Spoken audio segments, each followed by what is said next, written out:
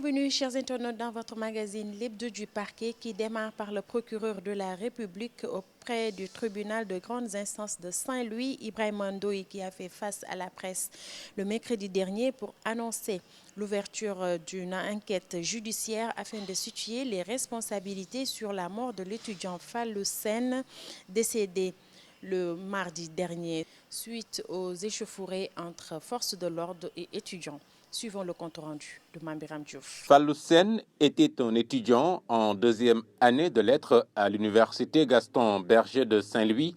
Il a reçu une balle au cours d'échauffourées entre les forces de l'ordre et des étudiants qui réclamaient leur bourse,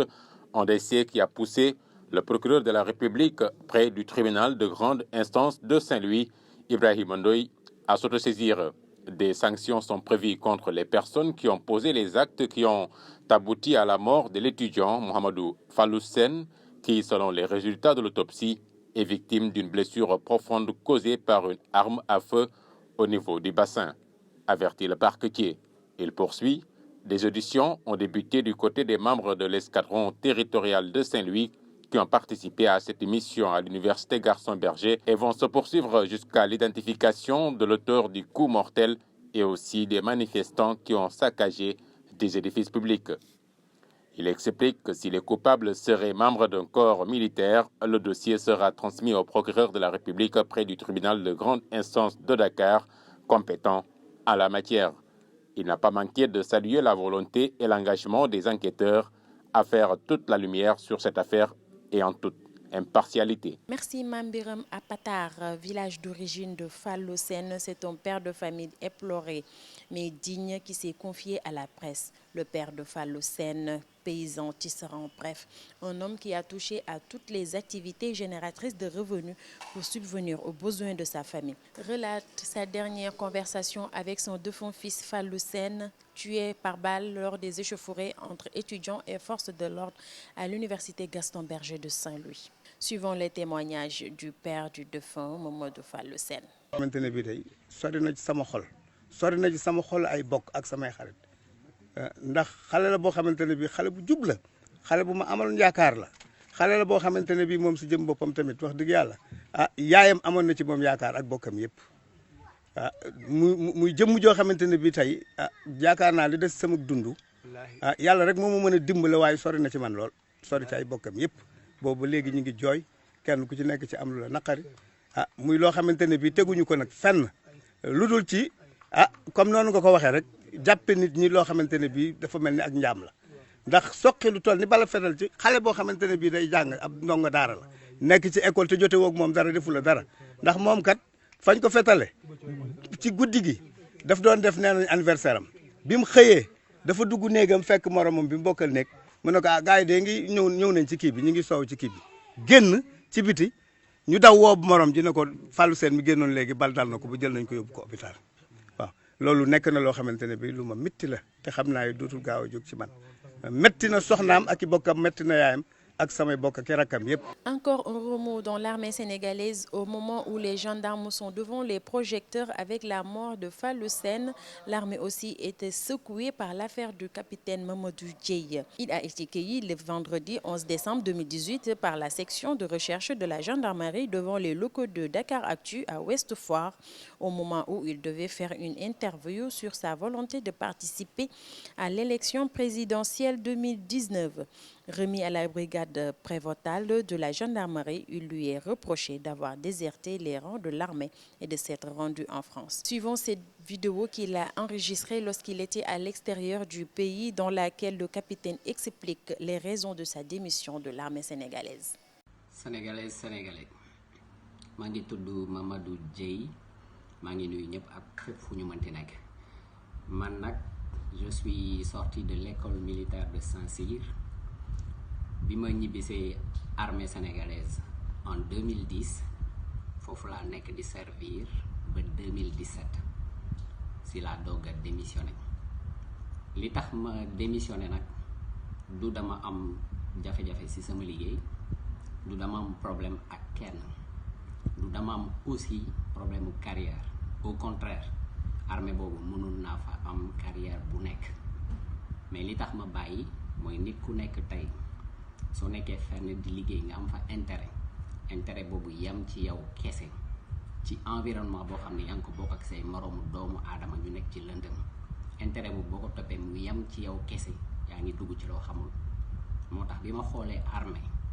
xool man sama éducation xool sama gëm-gëm xool formation bi nga xamante ni moom lañ ma jox ba ma ñëw pour servir sama réew yooyu yëpp gisuma ko fi looloo tax ma démissionné bàyyiwuma parce que dama am beneen liggéey bàyyiwuma parce que damay utilu ko genn armée depuis xale moom laa bëgg te moom laay mës a bëgg ba may dee. Sénégal nag dañuy naxante te góor du sëgg yàlla mi nga xam ne moo ñu sàkk bu ñu demee ba jàkkaarloog moom sax dañ ko war a xool dans les yeux waruñu sëgg mais Sénégal naxante bi ci biir kër yi la commencé entre papa yeeg yaay yi ak doom yi nga jugee foofu ñëw si mbedd mi mu gën a garaaw boo demee ci bërëbu liggéeyukaay yi c'est encore pire sénégalais yi dañuy naxante bay naxante si biir armée yi mais réew ci boppam ay caaxaan sosu ko rawatina ñun suñu réew moo tax tey boo tuddee lu mel ni politique képp koo xamante ni respecté na boppam day jug dem yoonam parce que day jàpp ne ay naxante la ay fen la ay caaxaan la ay wor la bopp sa bopp la nax nit ñi ba noo ci génnee alors que waxuma ñun suñu héritage religieux mais suñu héritage culturel rek réew moo xamante ni ay jigéen la ñu bëggoon jàpp jaam ñu tëj seen bopp ci néeg taal seen bopp pour sauver seen honneur kon réew moomu tey buñ ñu bëggee gëmloo ne nit ñi gëmuñu dara xaalis moo leen di jënd kenn parewul def dara pour dara man de d'accord ma ci loolu moo tax sénégalais maa ngi woo ñëpp ñi nga xam ne tey ñi ngi xool seen réew te xàmmeetuñu ko maa ngi woo ñëpp ñi nga xam ne tey am nañu lu leen metti te mënuñu ci dara maa ngi woo ñëpp ñi nga xam ne tey gedd nañ seen réew parce que dañoo dem ba xam ne ci ay caaxaan lay dox te loolu am na mobilisez-vous mobilisons-nous engageons-nous 2019 ñu jëlee fi ñii ñëpp si lu dul ay intérêt personnel si lu dul ay caaxaan man tayle naa sama carrière ba pare y a pas de problème vous avez un capitaine et je suis prêt j'avais juré pour servir un drapeau boobu laay servir ba keroog may daanu du pour leneen am na loo xam ne nag balaa may pare bëgg naa ko wax ñëpp dégg ko parce que loolu moo fi sës armée bi ma nekkoon comme li ma wax man maa ko bëgg ma ñëwal sama bopp kenn forcé wu ma du sama papa du sama yaay du kenn bi ma demee ba gisatuma fa sama bopp xaaruma am beneen liggéey pour bàyyi yoon anam yi ma may yépp pour ma jaar fa pour bàyyi jaar naa fa